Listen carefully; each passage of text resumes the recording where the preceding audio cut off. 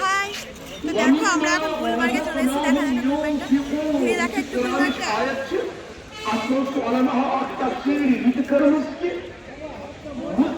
তো গুলমার্গে যারা আসবে তারা অবশ্যই হ্যান্ডগ্লাভস, টুপি আর দেখা আমার জুতোগুলো দেখা ইয়ে পাহাড়ে যাবার জন্য আমার ইয়ে জুতো আর ইয়ে জ্যাকেট। আবার কারো কাছে যদি লং জ্যাকেট আছে, ঠিক আছে, এখানে অনেক নোংরা হবে, ওই জন্য অনেক নোংরা হবে, তার জন্য এইগুলো পরা।